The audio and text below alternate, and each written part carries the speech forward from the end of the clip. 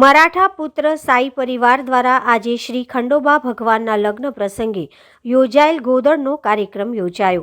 મરાઠા પુત્ર સાઈ પરિવાર દ્વારા 2006થી શ્રી ખંડોબા ભગવાનના લગ્ન પ્રસંગે યોજાયેલ ગોદડનો કાર્યક્રમ કરવામાં આવે છે, ત્યારે આ વર્ષે પણ ગોદડનો કાર્યક્રમ કરવામાં આવ્યો હતો। વર્ષો ચાલતી પરંપરા મુજબ આ વર્ષે પણ ચાલુ રાખવામાં આવી હતી, જેમાં આ ભગવાનના લગ્ન બાદ આ ગોદડનો કાર્યક્રમ કરવામાં આવતો હોય છે। મહારાષ્ટ્રીયન સમાજમાં મોટો કે નાનો છોકરો હોય તેઓને આ ગોદડ અચૂક કરવામાં આવે છે। ખંડોબા ભગવાનનો વરઘોડો કાઢવામાં આવ્યો અને લગ્ન બાદ ગોદડ કરવામાં આવે છે। આ કાર્યક્રમમાં 31 જેટલી સૌભાગ્ય બહેનો ભાગ લે છે અને પરંપરા મુજબ ભગવાનની તળી ભરવામાં આવે છે। સૌભાગ્ય બહેનો પોતાના ઘરવાળાને ખવડાવવામાં આવે છે, ત્યારબાદ સૌ કોઈ લોકો ભોજનની શરૂઆત કરે છે। વધુમાં રાજુભાઈ પવારે જણાવ્યું હતું કે આજે આ વિસ્તારમાં દર વર્ષે મરાઠા પુત્ર સાઈ પરિવાર સેવા ટ્રસ્ટ તરફથી 2006થી ભગવાન શ્રી અમારા કુળસ્વામી ખંડોબાના દર વર્ષે શુભ વિવાહ ધામધૂમથી અને મોટા પાયે કરતા હોય છે। એ રીતે આ વર્ષે બી ભગવાનના શુભ વિવાહ થયા હતા। એ શુભ વિવાહ નિમિત્તે અમારામાં ગોંદડ એક મહત્ત્વની કથા છે અને ગોંદડ એક મહત્ત્વની પૂજા છે। એ રીતે આજે ગોંદડનું પૂજા અને આયોજન રાખેલું છે અને મા પ્રસાદીનું આયોજન કરેલું છે। ગોંદડ કરવાનું મહત્ત્વ એ છે કે અમારા કુળસ્વામી જે છે એ વર્ષોથી પરંપરા ચાલતી આવેલી છે અમારા સમાજમાં કે ભગવાનના લગ્ન થયા પછી અમારા સમાજમાં લગ્ન થતા હોય છે અને આવા કેટલાક લોકો સમાજમાં એવા છે કે ભગવાનના લગ્ન થવાના પહેલે બી કરતા હોય છે। એમને મારી નમ્ર વિનંતી છે એ પદ્ધતિ ના અપનાવે। આપણા કુળસ્વામીને પહેલાં વિવાહ થાય, પછી વિવાહની તારીખ કાઢે ને પછી પોતાનો વિવાહ કરે।